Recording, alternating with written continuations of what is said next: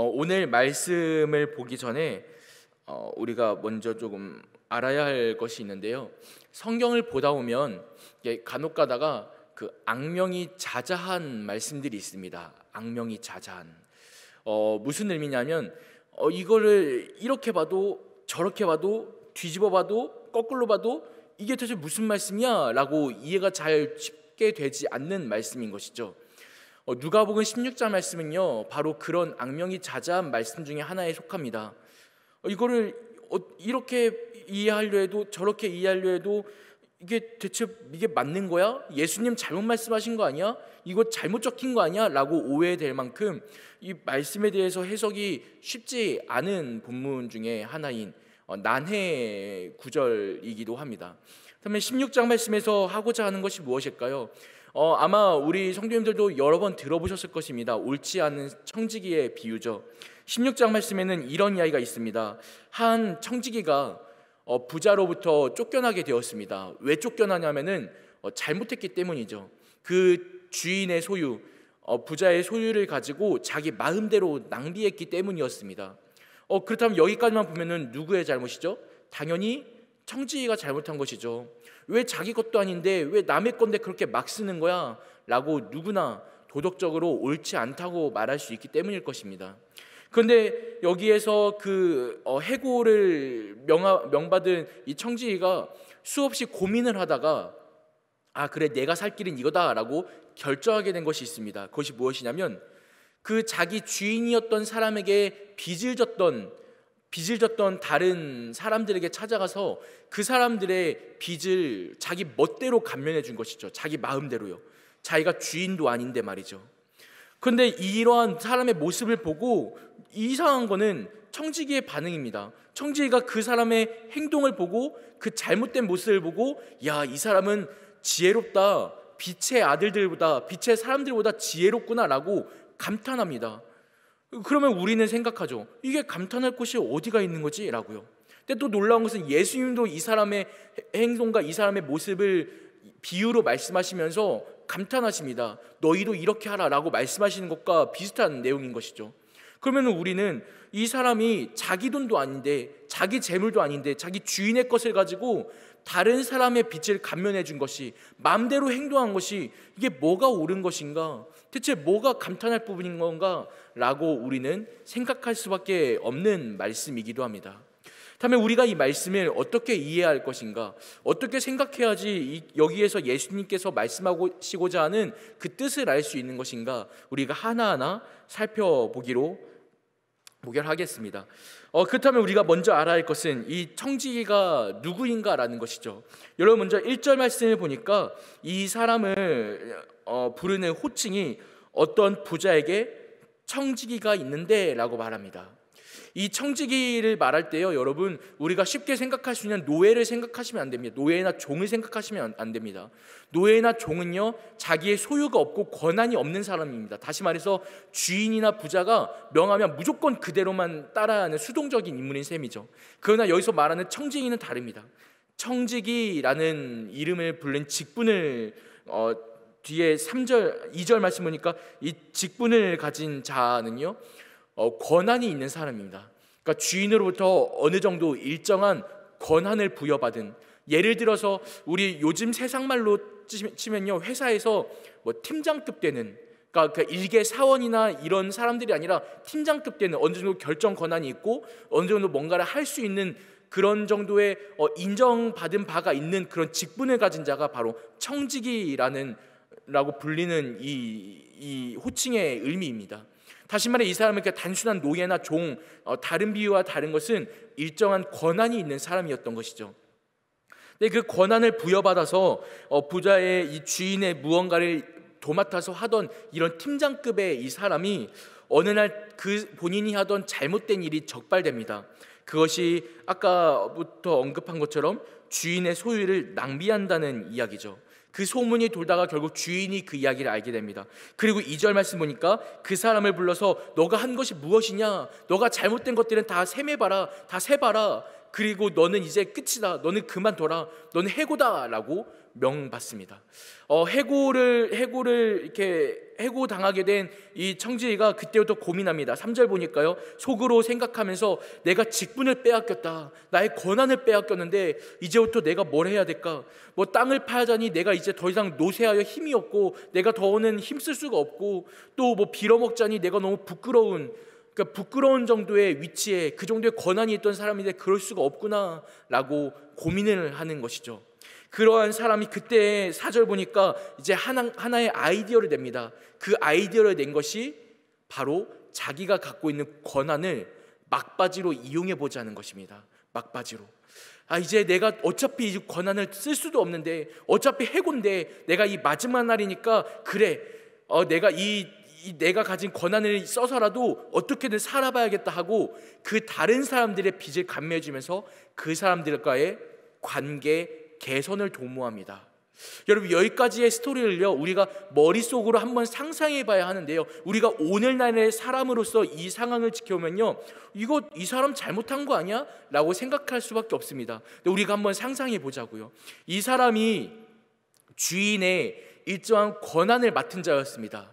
그러니까 예를 들면은 지금 이 사람이 만나러 찾아가는, 그러니까 빚을 감매해 주는 사람들에게 대해서 때로는 그 사람들을 찾아가서 빚을 독촉하는 사람이었을 수도 있고요, 그 사람들에게 돈을 꿔줄 때, 돈을 빌려줄 때에 그 사람들에게 언제까지 갚으시오 라고 말하던, 협박처럼 말하던 그런 사람, 그런 권한을 가졌던 사람이 이 청지기일 수도 있었던 것이죠. 그런데 그렇게 행동했던, 그렇게 협박처럼, 그리고 그 사람들의 돈을 꿔줬던 이 사람이 갑자기 180도 달라져서 그 사람들을 찾아가 당신 얼마 빌렸소? 기름 100마리요? 그렇다면 빨리 50이라 쓰시오 라고 감해준다면, 그렇다면 이 감안받은 사람들은 이 청지기에 대해서 이미지가, 생각하는 관계가 어떻게 바뀔까요? 당연히 그 사람에 대해서는 이게 뭐야?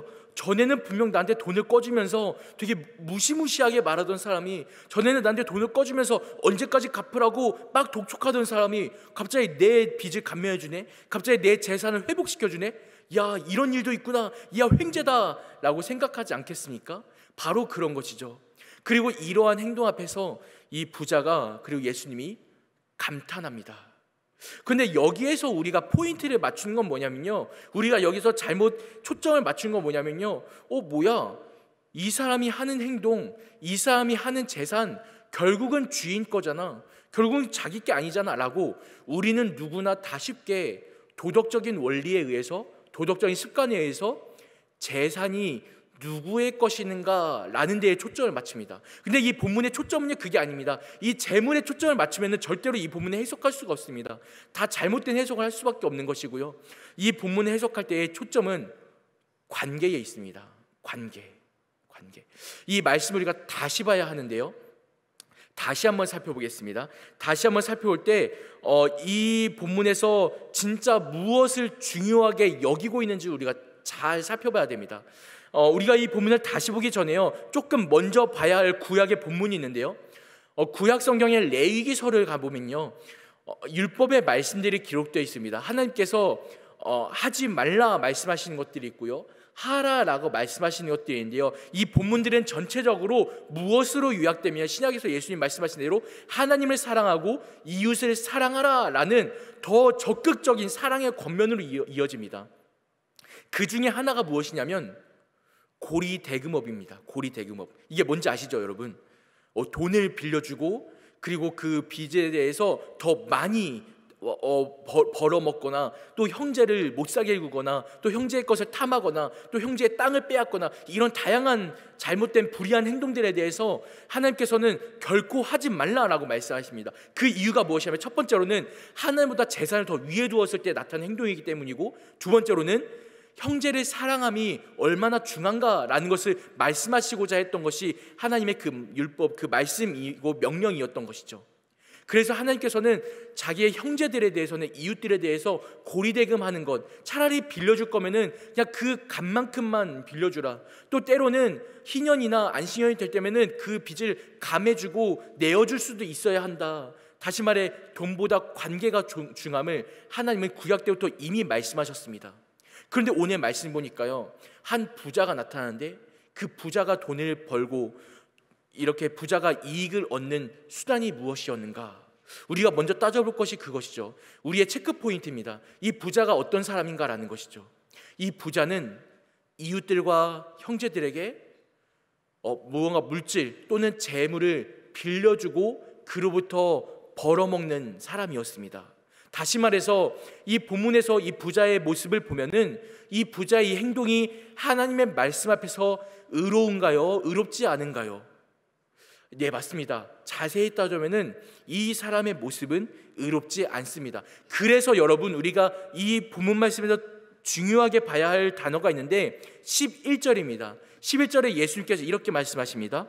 너희가 만일 불의한 재물에도 충성하지 아니하면, 다시 말해서 이 청지기가 사용한 재물, 그리고 이 부자가 가지고 있는 재물에 대해서 예수님 말씀하시기를 불의하다, 불의한 재물이다라고 말씀하십니다. 왜 불의한 재물입니까? 이 부자는 그냥 자기가 열심히 해서 돈을 벌었을 뿐인데요, 그러나 이 재물이 불의한 이유는 이 재물이요, 자신의 관계를 팔아서 번 재물이기 때문입니다. 자기의 형제들을 팔아서 번 재물이기 때문인 것이죠. 다른 사람의 생명을, 다른 사람의 소유를 팔아서 번 재물이 바로 이 부자의 재물인 것입니다. 이 청지기가 갖고 노는 이 재물이 바로 그 불의한 재물이었던 것이에요. 그런데 이 재물에 대해서 이 청지기가 자기 마음대로 낭비를 하다가 근데 갑자기 해고를 통지받습니다. 여러분, 우리 생각해 보자고요. 만약에 우리 가정에서 나 또는 내 남편 또는 내 자녀가 갑자기 회사로부터 해고 통지를 받았다, 정리해고 당했다. 여러분, 그렇다면 그 일이 우리 가정에 있어서 어떤 일이 될까요? 엄청 날벼락 같은 일이 될 것입니다. 우리 남편이 평소에 잘 일하다가 갑자기 엄청 서글픈 목소리로, 엄청 우울한 목소리로 또는 우는 목소리로 전화가 옵니다. 여보, 나 우리 회사가 갑자기 잘못돼가지고 뭐 부도나게 됐어, 또는 내 자리가 갑자기 해고당하게 됐어. 갑자기 이렇게 되면은 수많은 생각들이 머릿속을 스치겠죠. 우리 집에 아직 남아있는 뭐 이런 것들, 우리 아이들 자녀 학습비는, 학원비는, 또 우리 집에 어떤 것들을, 이런 일들, 우리 가정을 이렇게 지탱해주고 세워주던 그 벌이의 수단들이 갑자기 해고된다면 우리 가정은 마치 마지막과 같은, 마치 끝을 마주한 것 같은 엄청 날벼락 같은 일을 마주할 것입니다.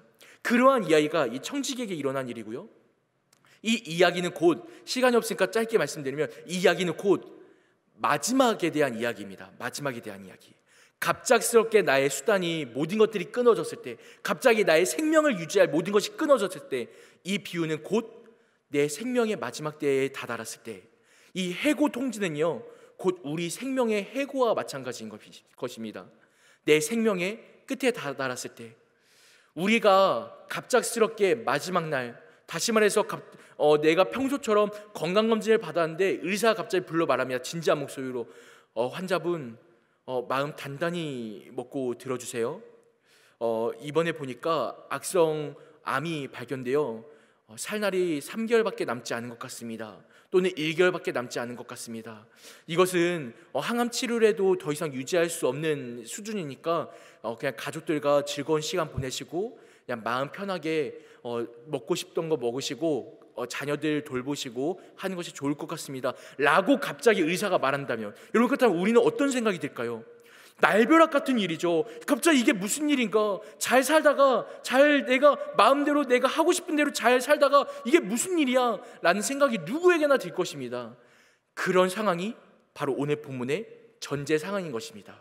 이 해고는요, 그냥 단순히 벌이의 수단에서 끝을 맞이한 그냥 청지기의 이야기가 아니라 우리의 삶에 있어서 내 생명의 마지막 때가 되었을 때 어떻게 해야 될 것인가 라는 이야기를 전제로 하고 있는 것입니다.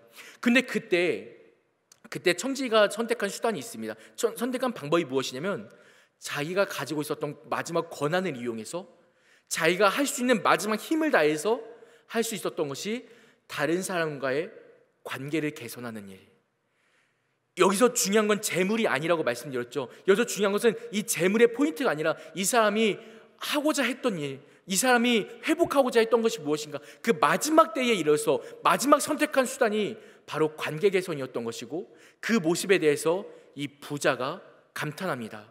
부자가 감탄한 이유가 무엇일까요? 아까 말씀드렸죠. 부자는요, 자신의 관계를 팔아서 재물을 벌어들이던 사람이었습니다. 자신의 관계, 형제들을 팔아서 자신의 돈을 벌던 사람이었어요. 그런데 이 청지기는요, 이것과 반대로 행동합니다. 재물을 팔아서 관계를 사들입니다. 재물을 내어서 자신의 관계를 회복하는 방법을 선택하는 것이죠. 이 부자와 청지기의 선택이 반대되는 것입니다. 그리고 여기에 대해서 이 부자가 감탄합니다. 이야, 그렇구나. 저것이 빛의 아들들보다 더 지혜로운 행동이다. 야, 저것이 바로 지혜로구나 라고 행동한 것이죠. 이 청지기로부터 빚을 감면받는 사람들은 자신의 빚이 감면된 것을 보고 이 청지기에 대해서 관계가 회복되면서, 그리고 자신에게 빚을, 자신에게 돈을 꿔줬던 이 부자, 그 재산의 주인이었던 부자에 대해서도 새롭게 생각했던 것이죠. 새로운 생각. 야, 나에게 돈을 빌렸던 이 사람이 내 빚을 감면해 주네 라고 생각하면서 그 관계가 새로워지는 모습을 보며 이 부자가 깜짝 놀라는 것이죠. 그 예수님께서 말씀하신 것이 결론적으로 재물보다 관계가 더 중요함을 선포하고 계시는 것입니다. 여러분, 이 말씀을 가지고 우리가 생각해 볼 것이 있습니다. 우리가 과연 지금 중요하게 생각하는 것이 무엇인가라는 것이죠. 지금 여러분 무엇이 중요합니까? 내 삶에 있어서 때로는 하나님의 말씀이나 또 관계적인 부분보다 더 중요하게 생각하는 것이 있습니다. 그러나 여러분, 그 모든 것들은 결국 마지막 때가 오면은, 해고당하는 순간, 내 인생의 마지막 순간이 오면 그 무엇도 남아나지 않을 것입니다. 왜냐하면 그 모든 것은 썩어지고 없어지고 죽어야 하는 것들이기 때문이죠. 그러나 그간의 우리의 삶 속에서 가장 중요하게 남아나는 것은 결국 관계입니다. 첫 번째로는 하나님 아버지와의 관계, 그 관계만으로 우리는 구원의 길로 갈 수 있으며 하나님의 나라로 갈 수 있으며, 그리고 그때에 하나님께서 우리의 삶을 돌아보시며 우리의 심판때에 우리에게 따지시고 우리에게 물어보시는 것은, 어제 다이몬 스타님께서 말씀하실 때 그 복음 전파에 대한 중요함을 말씀하셨는데, 그와 같이 관계에 대한 이야기, 결국 나를 통하여서 그 핏값을 찾으신다는 그 말씀인 것이죠. 오늘 본문의 말씀은요, 우리가 이 땅에서의 재물이나 이 땅의 것을 따지고 살아갈 때에 그보다 더 중요한 것이 있다, 그것이 다가 아니다. 우리의 마지막 순간, 그 해고의 때가 오면은 결국 그보다는 그 관계, 하나님 찾으신 것은 그것이 그 관계를 찾으신다라는 것을 우리에게 선포하고 있는 것입니다. 그러면 여러분, 오늘 말씀 볼 때 이것이 옳은가 그른가를 따지는 것이 아닙니다. 왜냐하면 예수님께서는 이미 오늘의 말씀을 보면서 그 청지기가 옳지 않다라고 이미 말씀하십니다. 이 청지기가 옳다 그르다라는 것을 따지는 것이 아닌 것이죠. 그리고 이 부자가 벌어들인 것 또한 불의한 재물이었습니다. 여기에서 뭐 재물이 어떻게 쓰였냐, 이것이 중요한 것이 아니라요, 그 마지막 때 해고의 순간에 우리가 선택해야 하는 것이 무엇인가 라는 것을 말하는 것입니다. 근데 놀랍게도요, 여러분, 재미있는 것은 이 이야기를 들은 사람들의 반응이었습니다.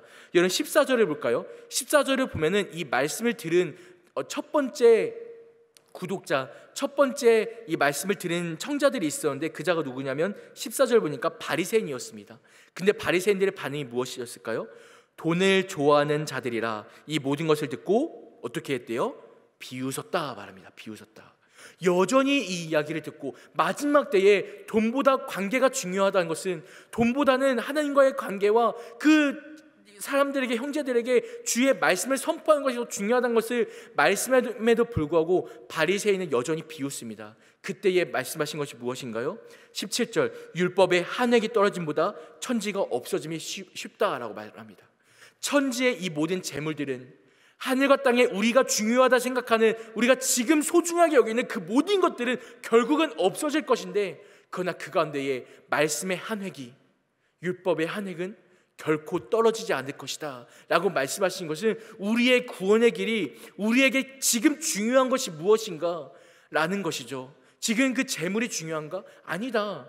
지금 우리가 여겨야 할 것은, 우리가 중요하게 여겨야 할 것은 하나님과의 말씀, 우리에게 하나님과의 관계를 탄탄하게 해줄 수 있는 그 말씀, 우리가 붙잡아야 할 것은 그것밖에 없다라는 것이 예수님 말씀하십니다. 그러면서 더 나아가서 분명하게 선포하시는 이야기, 분명하게 드러내시는 그 비유가 무엇이냐면 부자와 나사로의 비유입니다.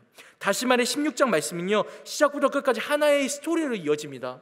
이 말씀을 들음에도 불구하고 여전히 비웃고 있는 자들, 참내 저게 뭐야? 그래도 돈이 중요하지. 참내 저게 뭐야? 이 돈이 어떻게 쓰이는 거야? 이게 옳은 거야? 그런 거야? 이거 잘못된 거잖아. 이상하게 쓰이잖아. 이 말씀을 해석하면서 말씀을 들으면서 잘못 오해하는 사람들에게 있어서 애들아 그게 아니야. 지금 뭘 보는 거야? 너희가 볼 것은 돈이 아니라, 재물이 아니라, 이게 옳은가 그런가, 그런 걸 보는 것이 아니라 너희가 붙잡아야 할 것, 관계, 하나님과의 관계를 붙잡아야 하는 것을. 오늘의 마지막 날이라면 너희가 어떻게 살아야겠니? 오늘이 마지막 날이면 우리가 어떻게 살아야겠니? 오늘이 마지막, 오늘 주님 다시 오신다면 우리에게 남아나는 것은 재물도, 이 천지도, 이 무엇도 아니라 오직 하나님과의 관계요, 내가 얼마나 복음을 선포하며 내가 얼마나 관계를 했는가, 내 주변에서 핏값을 사실 그 주님의 심판대에 내가 얼마나 어떻게 똑바로 설 수 있는가, 그것을 주님 보실 것이야 라고 말씀하시는 것입니다. 그러면서 부자와 나사로의 이야기 속에서 아무리 돈이 많아도, 아무리 재물이 많아도 그 지옥 가운데 가는 부자의 모습과 반대로 그 부자의 집 앞에서 긍휼함을 받지 못하고 안타까움을 받지 못하고 그 거지의 모습 가운데서, 그 가운데의 마지막 31절 말씀 보니까 이렇게 선포합니다. 마지막 절이죠. 이르되 모세와 선지자들에게 듣지 아니하면 비록 죽은 자 가운데서 살아난 자가 있을지라도 권함을 받지 아니하리라. 이 모세와 선지자들의 말, 이 말씀을 들음에도 불구하고 변화되지 못하고, 이 말씀을 들었음에도 불구하고 내 관계를 개선하고 하나님과의 관계를 중요하게 여기지 못한다면은 아무리 어떤 기적이 일어나고 죽은 자가 살아나서 나에게 말한다 할지라도 권한받지 못한다. 그럼에도 변화될 수가 없을 것이다 라고 예수님 말씀하신 것입니다. 여러분, 말씀을 정리하겠습니다. 우리의 삶 가운데 지금 중요한 것이 무엇입니까? 우리의 삶 가운데 지금 중요하게 여기는 것이 무엇입니까? 바리새인들은, 그리고 이 당시의 사람들은 때로는 관계보다 돈을 중요하게 여기며 또 관계보다 나에게 있는 것들을 더 중요하게 여기며 마치 마지막 날이 오지 않을 것처럼 살아가는 자들의 모습이었습니다. 그러한 모습이 불의한 재물로 돈을 모으던 이 부자의 비유였고요, 또한 부자와 나사로 거지의 이야기 속에서의 부자의 모습이었습니다. 그러나 우리에게 반드시 있는 것은 우리에게 꼭 끝이 있다는 것이죠. 우리에게 마지막 날이 있다는 것입니다. 그런데 그 가운데 우리가 어떤 삶을 살아야 할 것인가? 여러분, 오늘의 마지막 날처럼 살아가십시오. 오늘의 끝처럼 살아가십시오. 그다음에 오늘 우리는 어떻게 살 것입니까? 의사에게 우리의 생의 마지막을 판명받으면 그럼에도 오늘 더 돈을 벌려고 노력할 것입니까?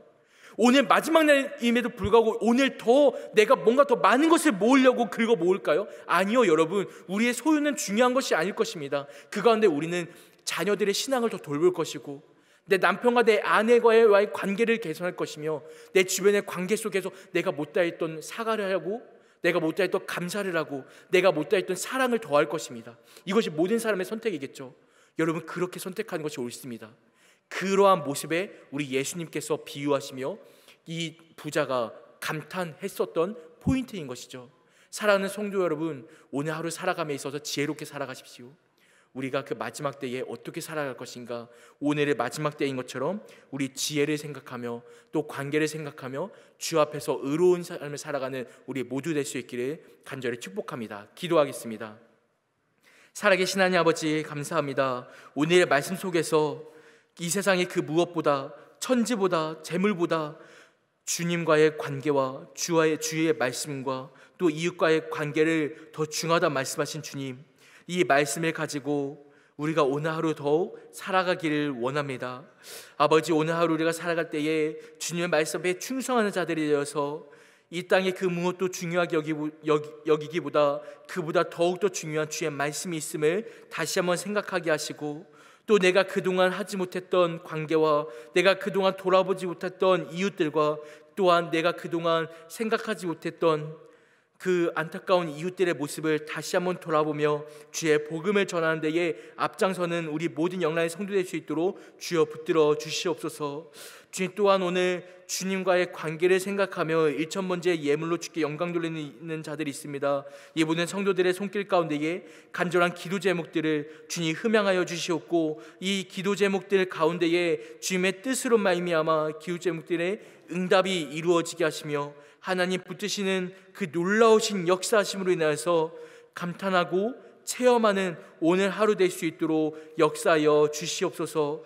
또한 이 시간 이 자리에 주 앞에 시간의 예물로, 또한 헌신과 몸과 마음의 예물로 나오는 성도들이 있습니다. 또한 온라인으로 주 앞에 예배하는 모든 성도들이 있습니다. 하나님, 이 모든 성도들 가운데에 주께 영광 돌릴 때에 아버지, 마음의 안타까움과 또 몸의 힘듦과 아픔들이 있다면 그 모든 자리에 주님께서 위로가 되어 주셔서 치료하여 주시옵고 회복시켜 주시옵고, 또한 지금 빈소에서 안타까움으로 유가족들을 함께하고 있는 가정들이 있습니다. 그 가정 위에도 주의 축복과 은혜로 함께하사 주의 위로로 더하여 주시옵소서. 오늘 하루도 우리의 모든 성도들을 돌아보시고 인도하시는 믿사오며 살아계신 예수님의 이름으로 기도합니다.